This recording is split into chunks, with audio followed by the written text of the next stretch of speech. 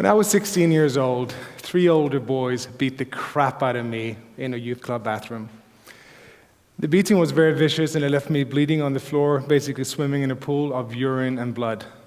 I still don't know who they were or why they beat me up. It took me about 3 weeks to heal physically, but it took me a lot longer than that to heal emotionally. And I felt I couldn't protect myself, so I actually joined up with a group of friends in school and in what others defined as a gang, and I also learned how to fight.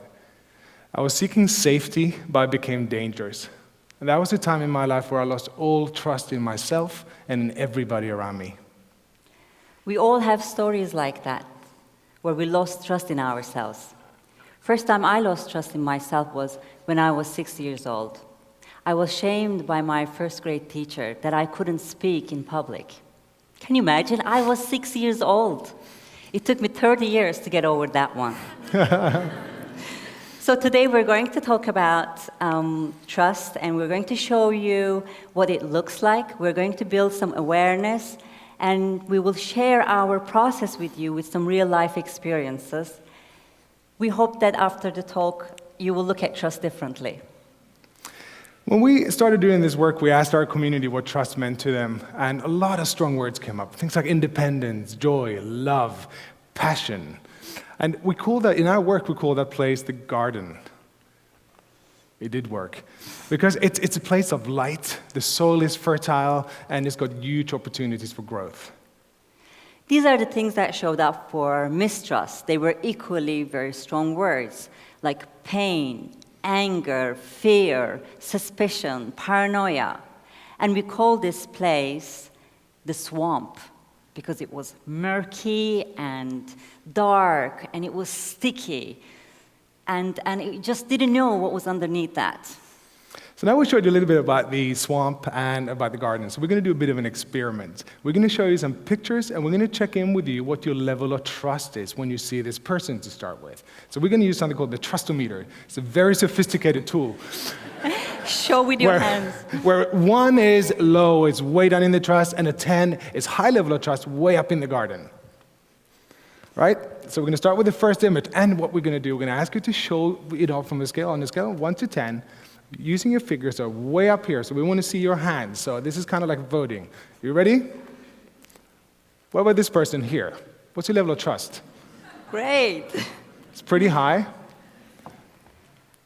What about banking system? Maybe not, yeah. Cool. What about this guy? What about him? This will probably depend on your political views. Great. What about Mother Teresa? Anybody less than 10? What about this guy? Would you let him babysit your young children?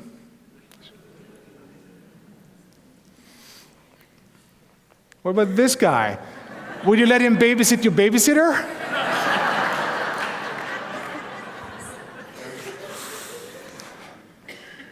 What about this guy? What's your level of trust when you see this guy? Cool, so these were kind of the outward trust, like trusting others. Now I'm going to check in how you trust yourselves. So what about this one here? How much do you trust yourself around stuff like this?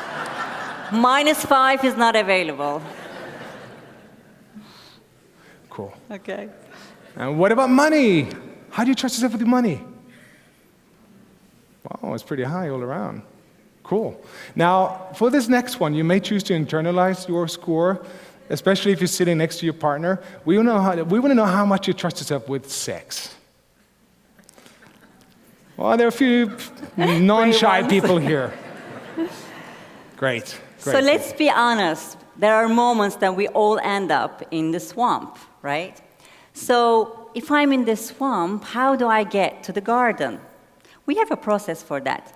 When we were preparing this talk, Johan and I, we sort of got really frustrated, and we were disagreeing almost about everything, and just pulling into different directions. It was not pretty. We were right in the swamp. So in order to get out of it, of course, first you have to realize that you're in the swamp.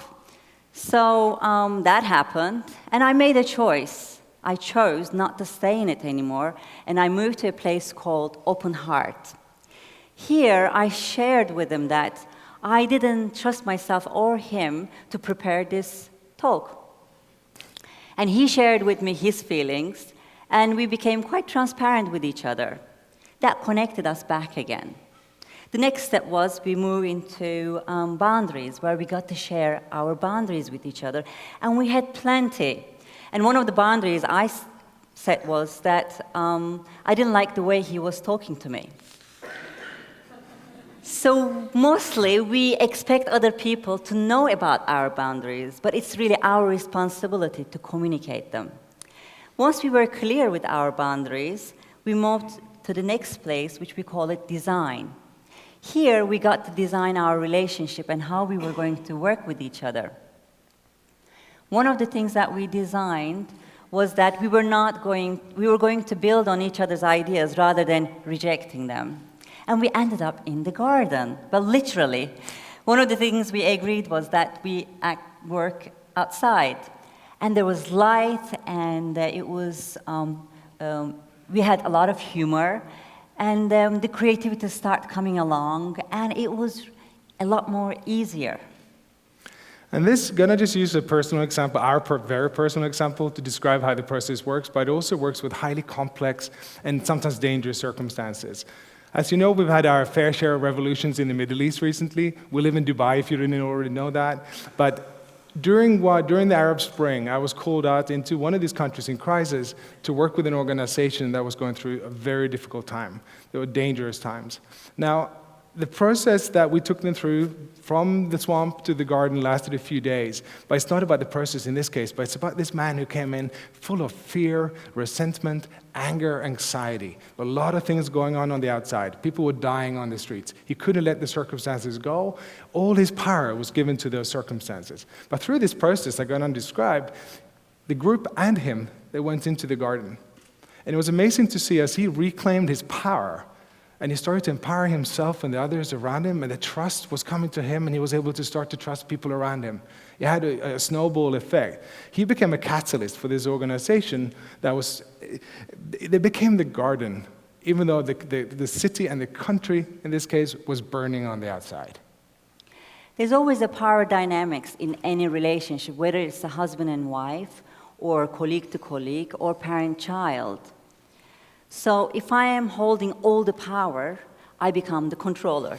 And I become the victim. Or I take all the power and I become the controller. And I become the victim. Of course, neither of this any good. The ideal scenario is that power is just right in the middle and we both empowered. Now, what this has got to do with trust? Well, if I don't trust myself, I will either become the controller or the victim, and the whole relationship will be imbalanced. So for me, in order to be able to trust somebody, I have to trust myself first. Then I can empower both parties, then magic can happen. Now, we're really fortunate to live in a place like Dubai and do our work in the Middle East because we get to work with an incredibly diverse community. We want you to hear from two of our community members and what they have to say about the swamp and the garden. You probably recognize these faces.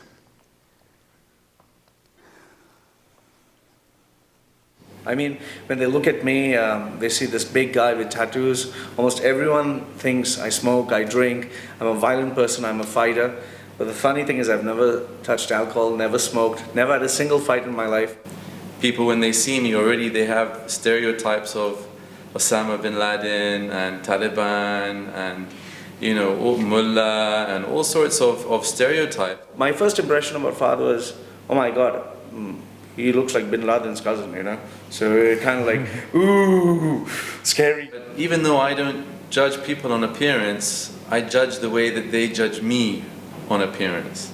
And what followed was a beautiful friendship where we sat down, we had food together. He even introduced me to his wife who was totally covered. She only had that, veil. What was very interesting with Loy was that within a very short space of time, he made it clear that he felt warm towards me and that I didn't fit the stereotype that he was imagining that I would fit. Once I got to know father and his wife, it just opened up doors as to how maybe even I judge others, even I don't trust people. There's only so high you can go when you're by yourself. And if you want to reach the stars, then you're going to have to involve other people. And so for me, being able to trust myself, to trust others, means that I will reach the stars.